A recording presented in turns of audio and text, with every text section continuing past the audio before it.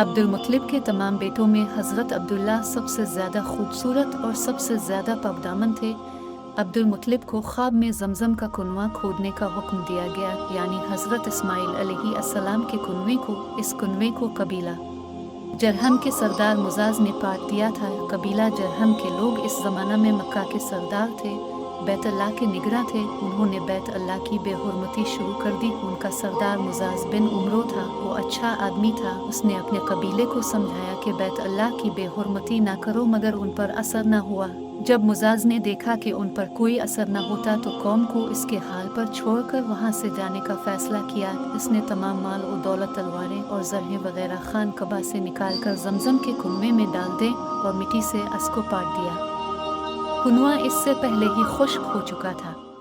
अब इसका नाम व निशान मिट गया। मुद्दतों ये कुनवा बंद पड़ा रहा। उसके बाद बनु खज़ा अलैहिस्सलाम ने बनु जरहम को वहाँ से मार भगाया। बनु खज़ा अलैहिस्सलाम और कुसु की सरदारी का ज़माना इसी हालत में गुजरा। कुनवा बंद रहा यहाँ तक कि कुसु के बाद अब्दुल मुत्तलिब का ज़माना आ गया। उन्होंने ख्वाब देखा।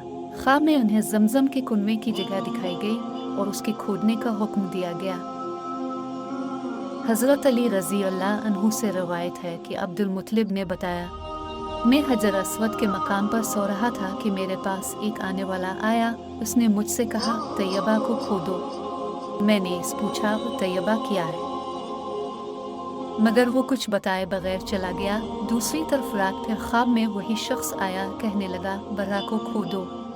मैंने पूछा, बरुआ क्या है, वो कुछ बताए बगैर चले गया। तीसरी रात में अपने बिस्तर पर सो रहा था कि फिर वो शख्स ख्वाब में आया। उसने कहा, मजनूना खोदो। मैंने पूछा, मजनूना क्या है, वो बताए बगैर चला गया। इससे अगली रात में फिर बिस्तर पर सो रहा था कि वही शख्स फिर आया और बोला, जमजम खोदो। और मैंने उससे पूछा, जमजम क्या है। इस बार उसने कहा, जमजम वो है जिसका पानी कभी ख़त्म नहीं होता, जो हाजियों के बड़े बड़े मजमू को सैराब करता है।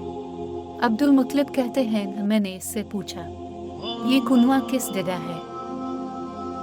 इसने बताया, जहाँ गंदगी और खून पड़ा है और कोवा ठोनगी मार रहा है।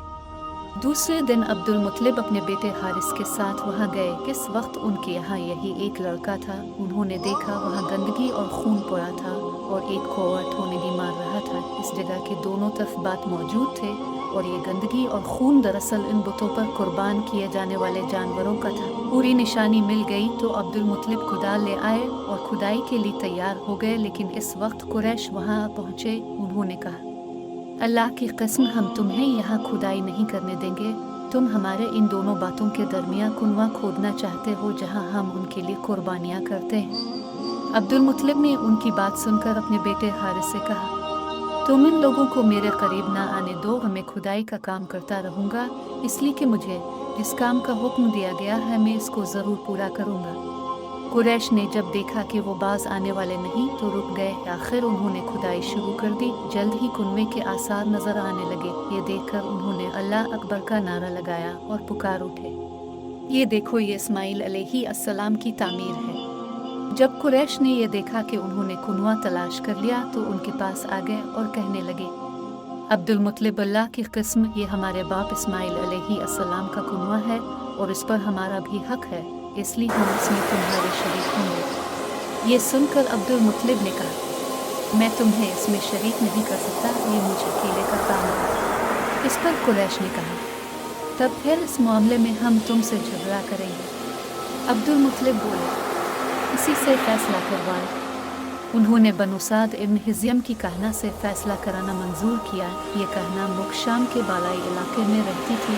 आखिर अब्दुल मुत्तलिब और दूसरे कुरैश उसकी तरफ रवाना हुए। अब्दुल मुत्तलिब के साथ अब्द मनाफ के लोगों की एक जमात थी, जबकि दीगर कबाइल कुरैश की भी एक जमात साथ थी। इस ज़माना में मुल्क हिजाज और शाम के दरमियान एक बियाबान मैदान था। वहाँ कहीं पानी नहीं था। इस मैदान में उनका पानी ख़त्म हो गया। सब लोग प्यास से बेहाल हो गए, यहाँ तक कि उन्हें अपनी मौत का यकीन हो गया। उन्होंने कुरैश के दूसरे लोगों से पानी मांगा, लेकिन उन्होंने पानी देने से इनकार कर दिया। अब उन्होंने उधर उधर पानी तलाश करने का इरादा किया। अब्दुल मुत्तलिब उठकर अपनी सवारी के पास आए। जो ही उनकी सवारी उठी, उसके पाँव के नीचे से पानी का चश्मा उबल पड़ा। उन्होंने पानी को देखकर अल्लाह अकबर का नारा लगाया। پھر عبد المطلب سواری سے اتر آئے۔ سب نے خوب سیر ہے کر پانی پیا اور اپنے مشکیزے بھر لیے۔ اب انہوں نے قریش کی دوسری جماعت سے کہا، واؤ تم بھی سیر ہے کر پانی پی لو۔ اب وہ بھی آگے آئے اور خوب پانی پیا۔ پانی پینے کے بعد وہ بولے، اللہ کی قسم، اے عبد المطلب، یہ تو تمہارے حق میں فیصلہ ہو گیا۔ اب ہم زمزم کے بارے میں تم سے کبھی جھگڑا نہیں کریں گے۔ جس ذات نے تمہیں اس بیابان میں سیراب کر دیا، وہی ذات تمہیں زمزم سے بھی سیراب کرے گا، اس لیے یہیں سے واپس چلو۔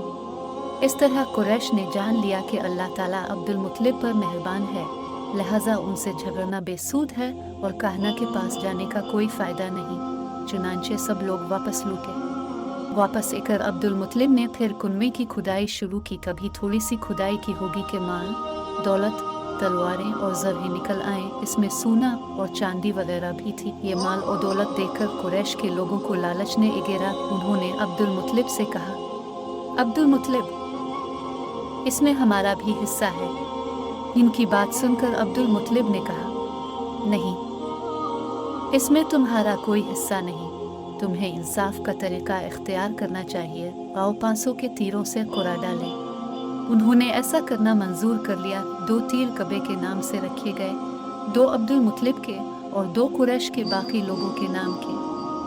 پانسا پھینکا گیا تو مال اور دولت کعبہ کے نام نکلا، تلواریں اور زرہیں عبد المطلب کے نام اور قریشیوں کے نام کے جو تیر تھے وہ کسی چیز پر نہ نکلے۔ اس طرح فیصلہ ہو گیا۔ عبد المطلب نے کعبے کے دروازے کو سونے سے سجا دیا۔